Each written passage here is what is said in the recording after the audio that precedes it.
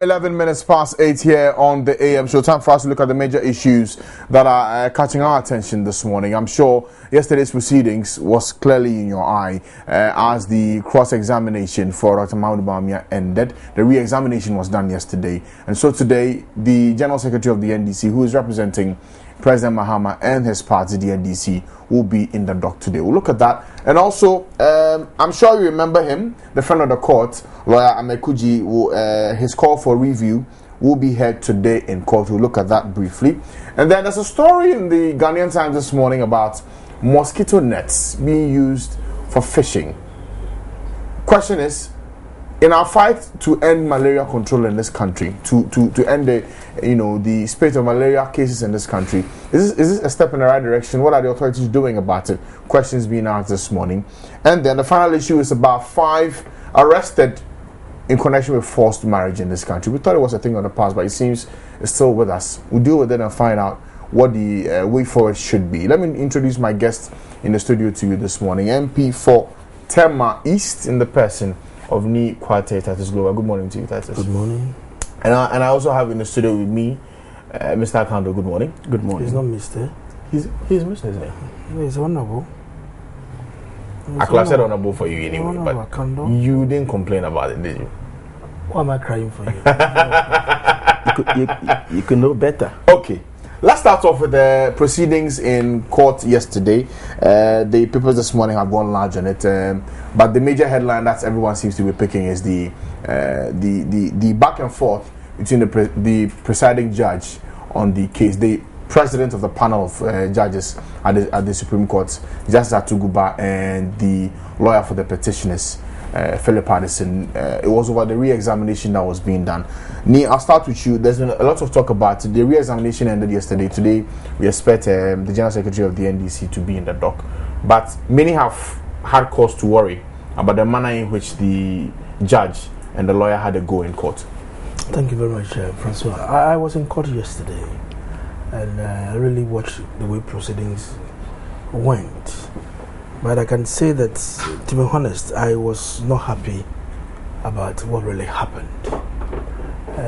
At any point in time when Philip Addison gets up to ask Dr. Bawumia questions in terms of the re-examination, you see all the 3 respondents on their feet interjecting, truncating, and all that, just to make sure that you don't allow him to ask his questions. But one would say Philip Addison also did the same when the others were doing their cross-examination. It is normal in their law practice. It's allowed for anybody who wants to do whatever he wants to, so long as it's permissible within the practice of the law. Right.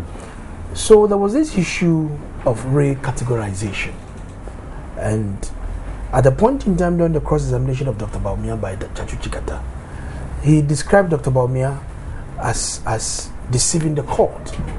And for that matter, it is left for Philip Addison to readdress that area, because these overvoting and the same serial numbers, signatures, and biometric, without voting, without biometric, and all that, they need to be categorized properly, on the pink sheet and all that. So the judges have to retire into their chambers to confer. So on resumption, they ruled 5-4 in favor of the petitioners. That yes, he can go ahead to tender his recategorization, So what has he done? It's about, arranging them, the polling station, the code, the figures, blah, blah, blah, blah, blah. And the bone of contention was about the reference number, that was placed on it. Because initially it has been tendered as part of the evidence. It has a serial number. So now the petitioner has gone back to do the recategorization again, which means that they are not going to rely on the old reference number. They have to give it a new reference number. Then this was a snag. He hit the wall, bang, just like that. So Philip was really, really worried. He said, my lords, you have given me the opportunity to tender this document. The fact that my learned friends have stood up to object in my tendering, why are you not allowing me to? They said no, because he said he has ended his re-examination subject to the decision of that judgment, and the judgment was given in his favor, and he's going to tender it. allow me also to go back and do the correction. They said no. Then they stopped it. They should not do. So what's that was? Oh, what is really happening? It's like giving me the opportunity with the right hand. Then you use your left hand to take that right away from me, and I think that it is not fair. The kind of things that the judges allow Chachi to do in court, it looks as if they are using seniority to bully Philip Addison. And for me, those of us as laymen, as we sit back and we observe the way unendingly tolerated Chachu for him to do everything that he wanted to do, is it because he's a senior?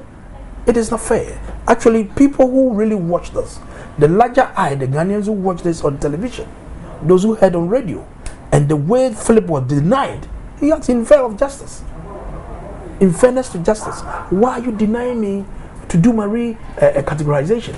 And I would think that is not proper and fair. Even though they know the law better than all of us, would think that there's a need for them to really look at some of the things that they do. Because at the end of the day, it is about this country. Petitioners have brought their case. Defendants or respondents have said that you don't have a case.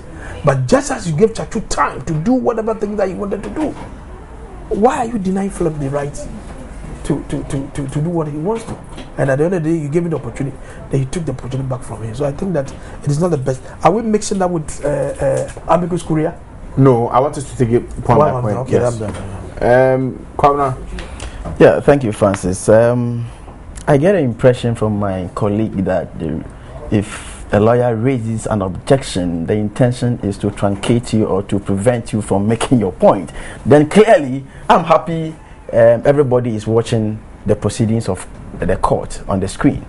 You realize that when Mr. Chachu was doing his cross-examinations, a lot of objections were raised by Mr. Addison, and Chachu took it.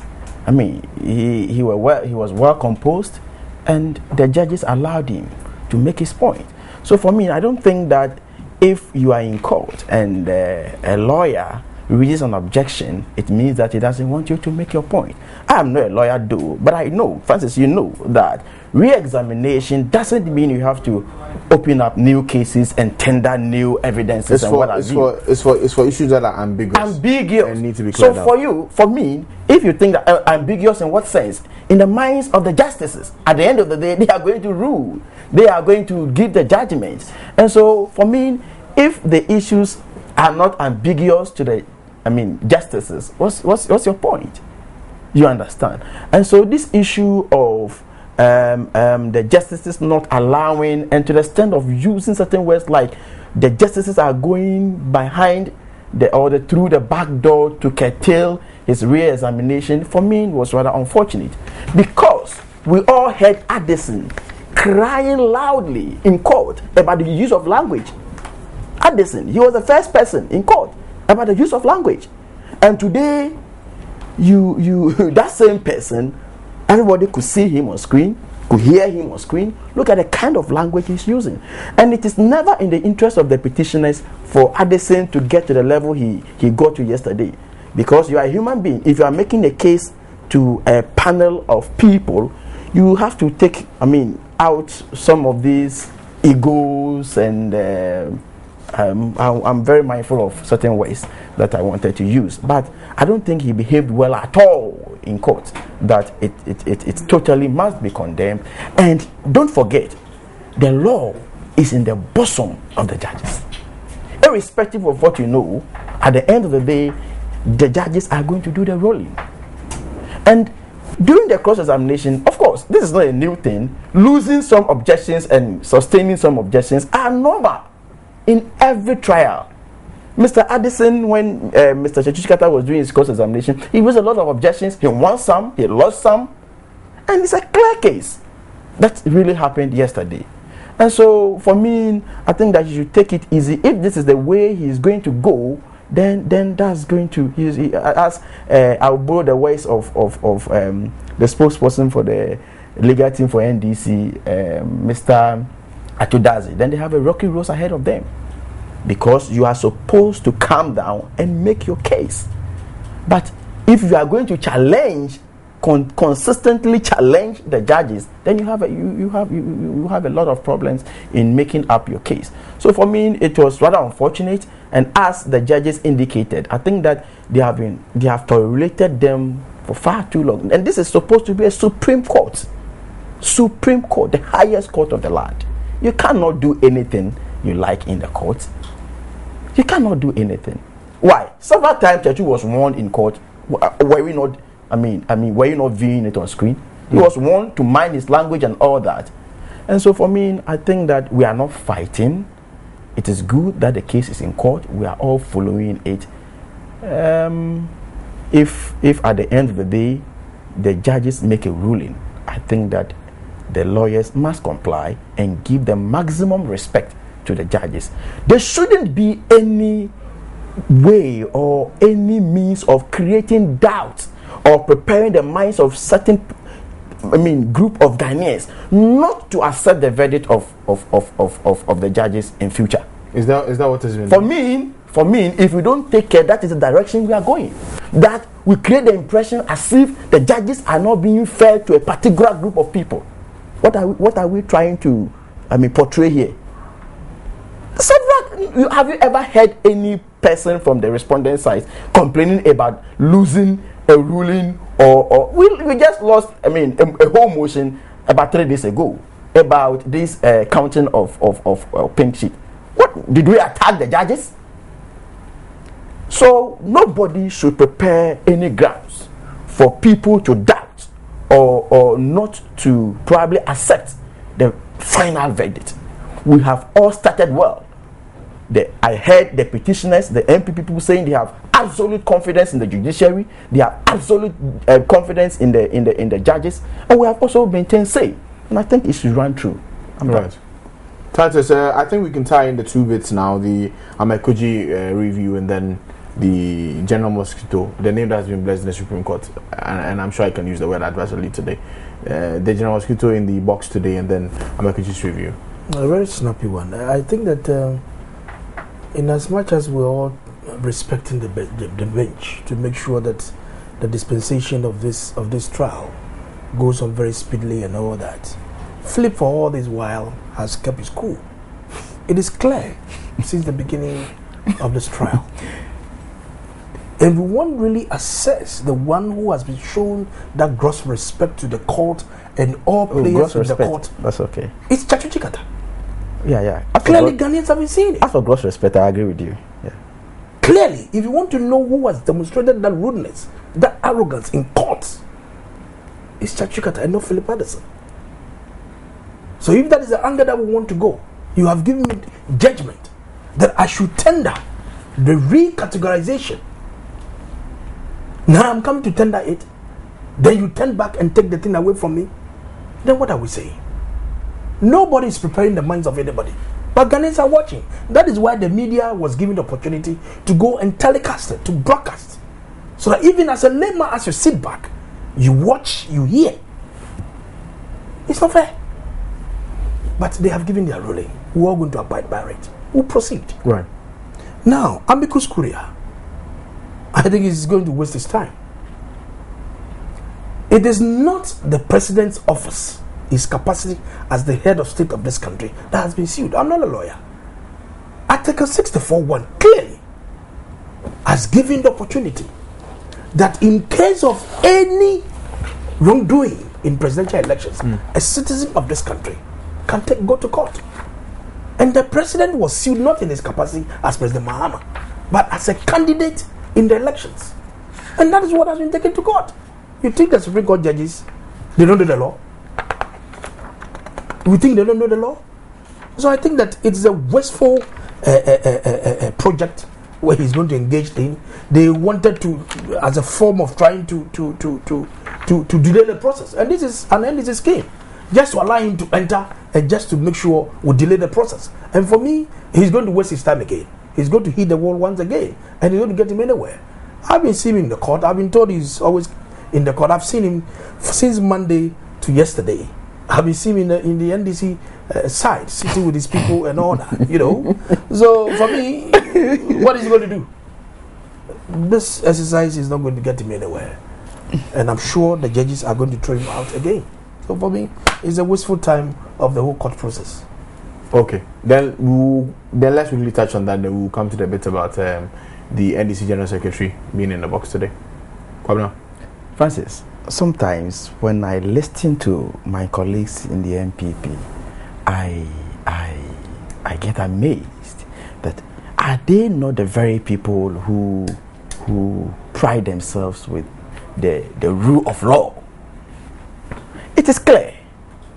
I have my disagreement with this thing. I'll come there, but it is clear that after an election, per the constitution of this land, if an electoral commission declares a candidate a winner of the election and the person is subsequently sworn in, he is the president of that republic. It's finito. Not until a court of competent jurisdiction, like the Supreme Court, determines otherwise, the person is the president. You see where I'm coming from? Mm-hmm. So, whether you recognize the person as president or not, the person is the president of the land as we speak. They didn't seal him when we were doing the election. They sealed him when he was sworn in as the president of the Republic of Ghana, or when the Electoral Commission has declared him as the president of the Republic of Ghana. So he has a point there. But my disagreement, you see, sometimes there are issues, though the judges know the law all right, they don't speak for people. You have to bring their attention to a particular issue before they rule on that very issue. You understand?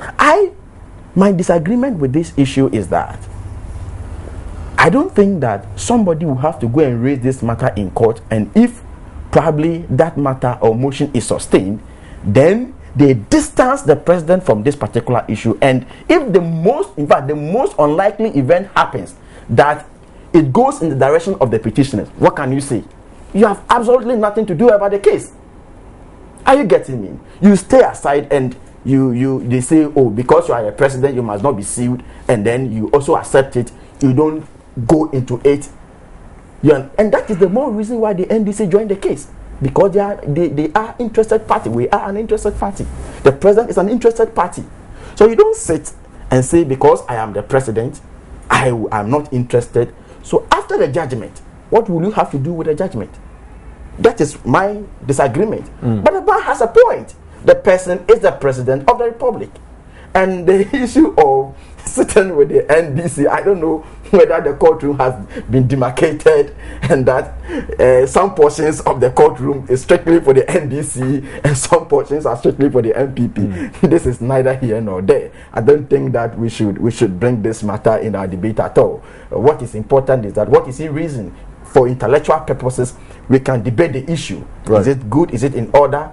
All these things for me enriches our democracy. And then before I end, he was raising this issue of who has been disrespectful to the benches. Francis, even your composure, you don't need to tell me, excuse my language, I'm a fool before you insult me. Even your composure, the composure of the lawyers in court. I'm happy everybody is viewing these proceedings on the screen. The composure alone, how Addison composes himself, his demeanor in court is enough insult. I'm done. How is that an insult? I mean, except that you tell me you don't follow these proceedings. I do. Do you? That is why I'm asking. How does that pass for an insult? Were you Francis, if somebody is telling you probably God bless you, okay, it's supposed to be a blessing. Okay, but in disguise, in some other context, it could be a curse. But you see, with this one, and so you are putting interference. You are putting an interpretation to the looks and composition. If I am lying, Francis, I'm not the only person.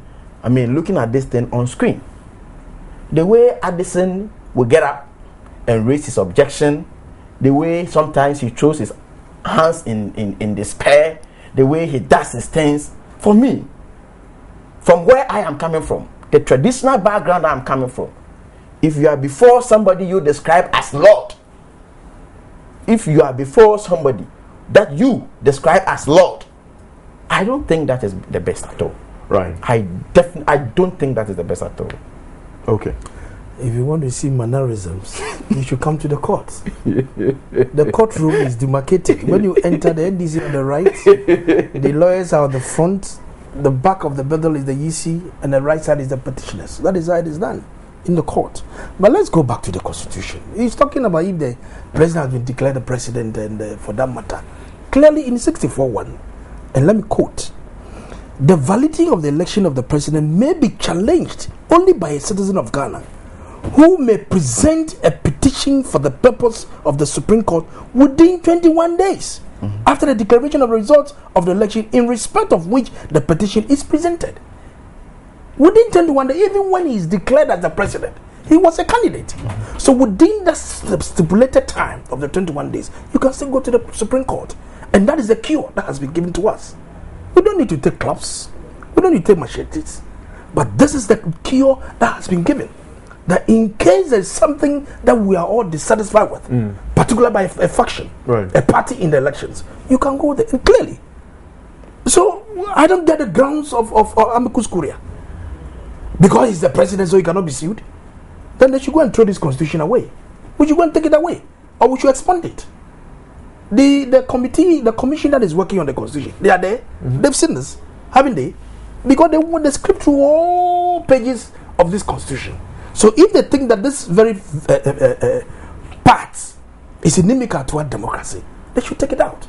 But the framers of the constitution knew that one day, someday, we may enter in some situation like this, and I think that they've done a good job. So there's actually there's nothing wrong about this portion, and clearly I think that Amicus is going to waste everybody's time in the court. Let's briefly touch on the General Secretary of the NDC's appearance in court today. Kwabena, I'll start with you. Before I get there, this issue, when you read the Constitution, sometimes I don't know whether we have to decide to give our own interpretation to the Constitution. Where did he say you have to go and sue the president?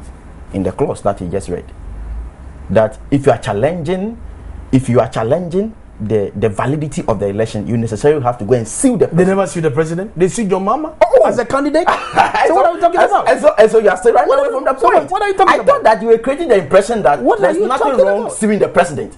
I thought that was as a type of election. He was a candidate. Colleague, with all respect, what you suggest to the viewers is that there's nothing wrong suing the president. You understand? But I'm telling you that, well, I have my disagreement as I've already established. But the Constitution doesn't say if you are challenging the validity of the election, you have to go and sue the president. And whether you like it or not, that His Excellency John Mahama you are referring today, and as at the time you sued him, was the president of the Republic of Ghana. Whether you like it or not. And so don't hide behind this particular clause and say the clause has given you the room to sue the president. The clause has never indicated anywhere that you should go and sue the president. Thankfully, a determination will be made today in court on this matter. For me, I disagree, though, as I've already established. I don't think that is necessary. I think we should allow the procedure to go as it is. I was asking about that to the General Secretary. Yeah. I think that today is going to be very interesting. I cannot afford to wait to see my General Secretary in the dock. What I'm only expecting from the General Secretary is the truth and nothing else, and that he's been involved in these election cases for a very long time. He has contested himself as an MP for about 3 to 4 consecutive times. He has contested an election as the General Secretary of our party and all that. So he knows a lot about elections. I don't think, and I'm not expecting that Mr. Asidun Ketia will go and stand in the box to tell Ghanaians that the number of ballot issued should necessarily be equal to the number of ballot papers in the ballot box. I'm not expecting that, because I know that he understands the rudiments of elections, and I don't think that Mr. Asidun Ketia should go and stand in the dock or sit in the dock and give his own definition to overvoting and all that. I know that he's going to tell us what actually happened at IPAC, the consensus they all came to, and all that. And that is the more reason why, Francis, deep within me, I was expecting no less a person than the general secretary of their party to represent the MPP in this matter, or even if the chairman, because in most of these cases, representatives from the political parties has been the executives of the party representing the party at IPAC level. But I they had their own decision. Of course, I agree with them. But I'm saying that, to me, I thought that probably the general secretary of their party or anybody who knows the in and out and could give a proper definition to overvoting. Are you saying a proper definition was not given? Oh, for me, no, not at all. Francis, are you not following this issue? I am. I have contested a lot of elections. I'm a trainer to trainers in my party. I've been a regional youth organizer for my party in Western Region for not less than 8 years. Why? It has never been stated in any document of the Electoral Commission that overvoting, the definition of overvoting, as Dr. Bawumia gave in court. And so for me, I am not expecting anything apart from the truth and what actually happened, the happenings of the or what really all the political parties came to consensus with at the IPAC meeting and all that, so that and today he's representing both the party and the president. So it's interesting. I don't want to further prejudice what my general secretary is going to say. Okay. But I think that today it is going to be very interesting, and he will tell Ghanaians the truth and nothing but the truth. Right. Ni? I don't think that Kanda can suggest to my party who should represent us. Of course, I cannot. In the way we are doing our case, we've sat down, evaluated every pros and cons, and as to how we want to go, and we have decided who should lead, and exactly what we are seeing in court. Honestly, for me, I don't think that General is going to be asked so many questions, because in any case, NDC should have done this case at all. They are not supposed to come into this matter, because it's only Candid Mama and the Electoral Commission who matter. Specifically, it's about the Electoral Commission. They superintended the elections. So why president? So they have serious questions. So why president? Please. You have to be quiet. So they really are much concerned in this election. So for me, I don't think that you should spend more than a minute in the dock. We should not waste our time on the sitting guitar, because what are you going to ask him? He's a beneficiary of these irregularities, this malpractice that has happened in these elections. So what is he going to say? So for me, honestly, I don't think that we should spend much time in asking General Secretary much questions. The real issue, the real cross-examination is by the Electoral Commission officer who will come into the dock. And I'm told it's not Dr. Frejan who is coming, because it is Sule, his deputy chairman in charge of ADMI, who is coming to be in the dock for the cross-examination. So I'm not sure that a lot of questions I'm going to ask on General Mosquito. Francis, I could be wrong, but I get an impression from my colleague MP that it means that the MPP, the petitioner's lawyer, will not waste their time asking General Mosquito any question, because it doesn't matter. The NDC don't matter in this case. So I get the impression that yes, it means that we think that it is important we join the case, and so after he has given his testimony in court, lawyer Addison will not get up and go and ask him any question, because the NDC don't matter in this particular case. If that's the impression I'm getting, then that's very interesting. We wait to see. We are reviewing newspaper publications. You are asking us questions. I don't speak for the petitioners. I'm not a lawyer.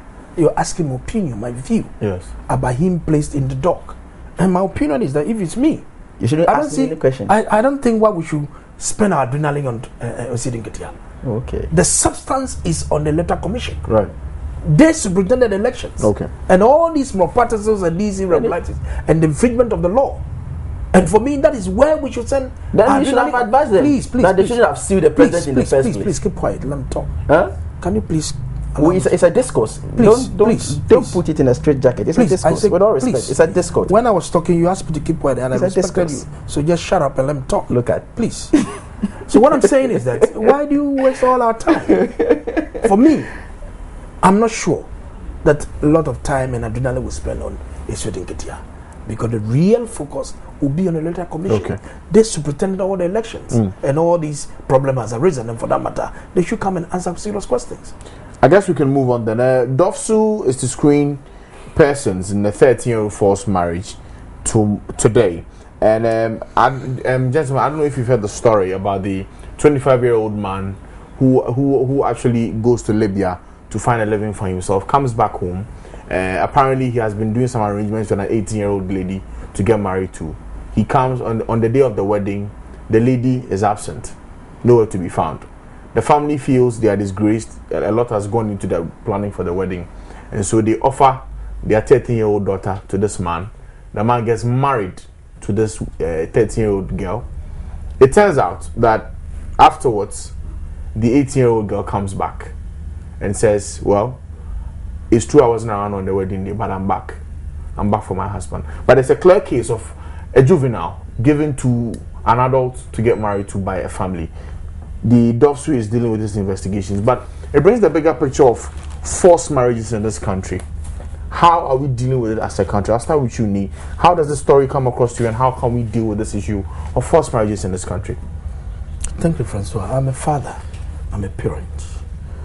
My eldest daughter is 17 years, and my third born was 11 years some few days ago.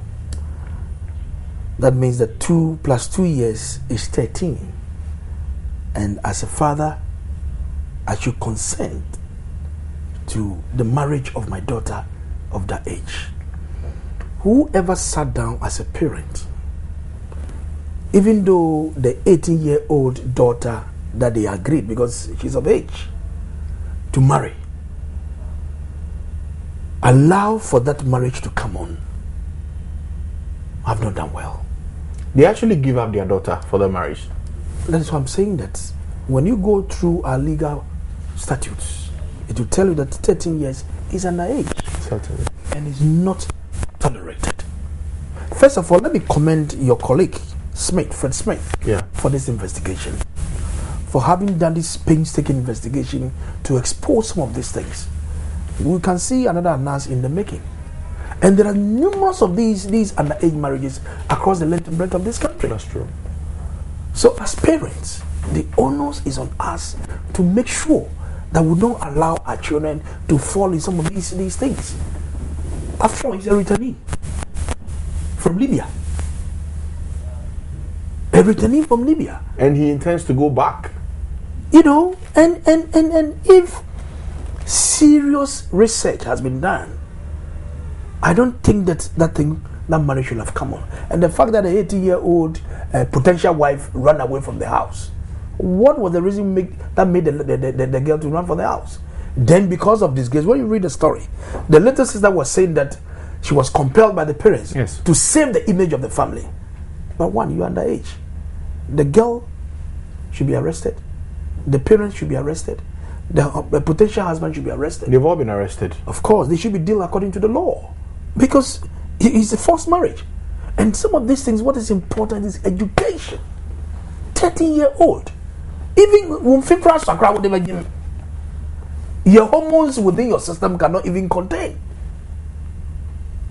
Why should you allow yourself into this thing? But you could see there's pressure from the parents. There's a lot of pressure from the parents on this 13-year-old to save their faces. And I think that what has happened is abominable. It's abominable. The larger family of this what do you call it? This girl. I mean the grannies and all that. They should get up and speak about it, because it's not proper. Apart from the law dealing with what has happened, the extended family of where this girl is coming from, whether the mother side or the dad side, should be able to speak vehemently against this contract, because it's not fair and proper that you send your 13-year-old girl because the elder 18 years refused to go and marry the man. Now she says she has come back to have a marriage.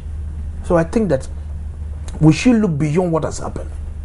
And DOPSU, let me also commend DOPSU for coming to this matter to make sure that whatever is necessary to make sure some of these things are nipped in the bud should rather be considered.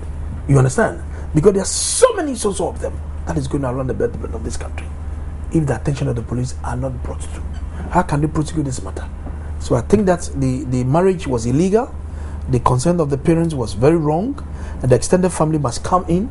Even though the police are handling this matter, they should be able to speak up and let it serve as a deterrent that any parent who want to give the child under age to marriage should rethink. They should focus on education, because when you give the child education, you have given a weapon, you have given a sustained life in the future. Right now, to force the child into a marriage, meanwhile she has no skill, nothing, and becomes a liability to the, and then you go and blame government for not performing for you what you are supposed to do, to concentrate on your books and become somebody. You don't focus on it, then what becomes a liability, you want to blame government for not performing. I think that is not fair. Kwamna? Yeah, Francis, every politician and how she or he wants to be known. Somebody thinks that I want to be known as the insulting type, so that if I sit on radio or television, people could easily predict what I'm coming to say. I don't. Especially this time around, where everybody is speaking about decent language. Kwamna, what's happening? Yes, I'm coming there. You get me. You are the moderator. I kept quiet. I thought that you're going to ask my honorable colleague to retract that word "shut up" on this particular platform. An honorable member is an MP. I'm an MP. If you think this word is palatable, then that's unfortunate. That we are having a discourse and I come in and you tell me to shut up and you think that's fair. It's unfortunate. For me, I don't want to be known as the politician who comes on radio or television and that people could easily predict that you are coming to insult.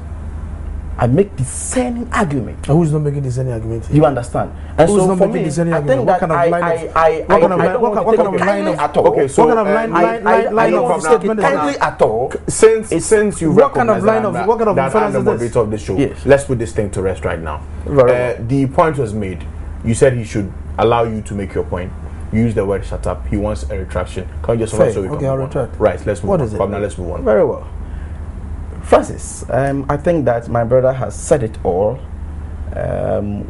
We have to concentrate on education for our girl child, because you know that majority or the larger proportion of the population of the country are females. And so if they should take their pound of flesh as in leadership, they should constitute the larger proportion of leadership in this country, but that is not the case.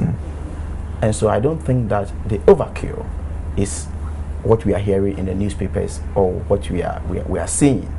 Definitely it is illegal, and I think I am very, very happy, and I'll commend the DOSU and then the Ministry for Children and Social Protection that they have developed interest in this particular matter. The DOSU have developed interest in this particular matter, most especially the journalists who uncovered this particular story. We have to commend all of them, but it must not end in the newspaper.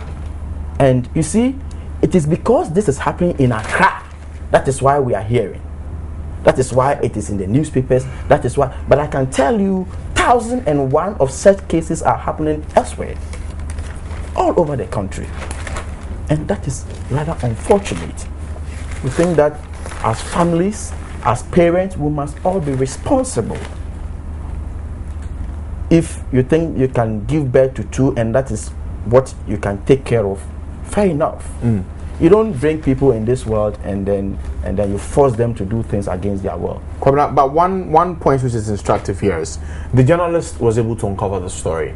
But for me, I also ask myself this question: DOSU is supposed to help manage issues like this when they come up. Shouldn't it also be about them also going out there to also equally find out? Should it be that a journalist should do an investigation before we get these things, properly sorted out? Yeah, I agree with you. I agree with you that DOSU must go beyond just, story that come in the news before they follow up. I agree with you. But I think that we should also not suggest that they are also not doing anything at all. Probably it is because some of them have not come to the light or the news. That is why we've not heard of them. I know that they are doing a lot of work, and so they are doing their best, but I think there's still room for improvement. But it's about attitude, you understand? Right. It's about attitude, the parents, the mindset of the people, you understand? If we are in a system or in a family or in a traditional setup that frowns on some of these things, it will not happen in the first place. So I think that we should concentrate on education for our girl child or the females rather than forcing them into marriages and what have you. 13-year-old person, I don't think he has even completed GHS. So going into marriage, what is he going to do? Definitely, he's not going to do anything. And marriage is not for the sake of marriage.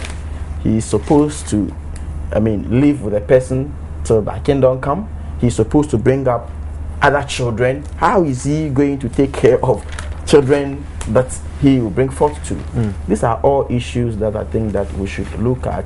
And then since the DOSU has taken keen interest, they should go to the root of the matter and not to scratch the surface. Right. Let's quickly touch on this issue. And I know you already know by now, on Saturday, Africa commemorates 50 years since AU was brought into play. I just wanted to quickly touch on. I've actually run out of time. We could have touched on the fishing issue, but we've actually run out of time. Just quickly for me, 50 years down the line, do we have reason to really beat our hands on our chest and say, AU, we've come this far and we are heading for a better place? Not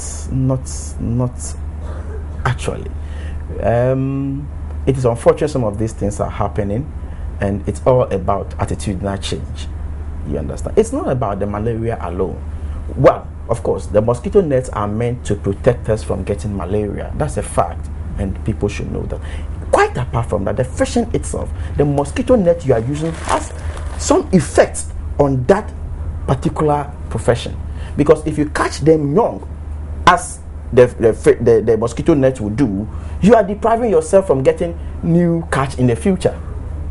Because they have to mature and to be able to feed all of us. Because if a fish of this size is catched today, as compared to leaving it to expand. Kwabena, sorry, I was saying that the fishing issue, because of time, I've actually run out of time. Yeah. The question I was asking is, on Saturday, the whole of Africa commemorates 50 years of AU. Yeah. How far have we come? Okay, but is not it the fishing commensurate issues. now? Yes. Oh, okay. Well, as a nation, I think we've not performed badly at all. For me, that's my candid opinion. But there are still room for improvement. You understand? And so there are certain things that we will have to still improve upon, most especially every nation. Before you be able to attain where you want to get to, you have to look at your economy and other things before you get to wherever level you want to get to. And so for me, I think that we've not performed badly at all, but there's still room for improvement. Right. Me, Saturday 50 years. We've been doing a lot of commemoration for all these years, but is it worth it? 50 years. Of course, just like a human being, every year you celebrate your birthday, isn't it? So if AU was formed by our forebearers, our first president in the respective countries, it's a good thing that we have that union to make sure we promote the African agenda, to make sure that the unity and purpose for which this union was formed is carried along. But I think that we'll not be able to use the formation of the union in terms of trading among ourselves. Because when you look at ECOWAS sub-region, the population is almost about 500 million, 400 to 500 million. It's a huge market that we can explore and trade among ourselves, let alone talking about the entire of the continent of Africa.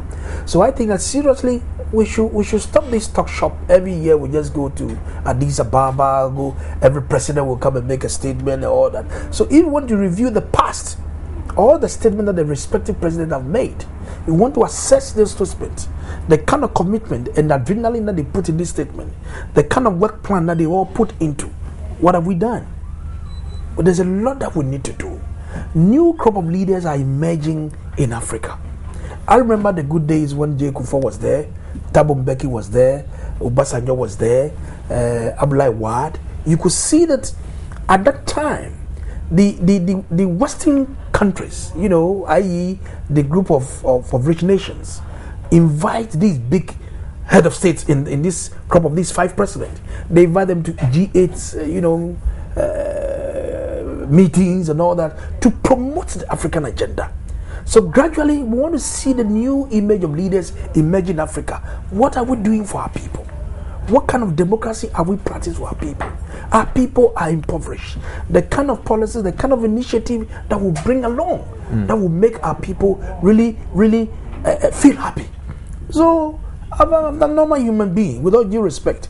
We celebrate our birthdays. But when we go to, in the papers, yesterday in the news, I saw a president at Addis Ababa or something. No, he's not about. He's not about to leave. Okay, he's about to leave morning. today. He's captured there. When he goes, he's going to say Ghana, project our country. What are we doing as a country? Are we trading among ourselves?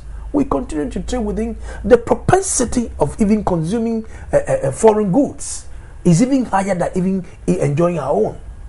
If Kenya, if South Africa can produce better food, why do you have to travel to another place? If we are able to trade among ourselves, it also serves as a bond.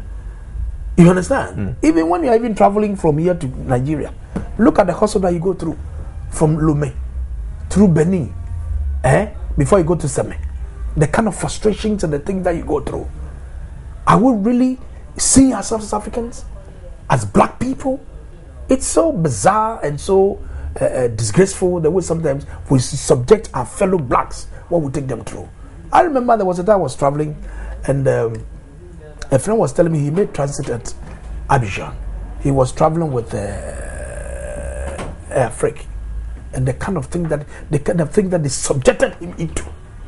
If you don't give me anything, you'll make sure you're not going to catch up your flight. Meanwhile, he could hear from the speaker blaring that he's been called to board the plane.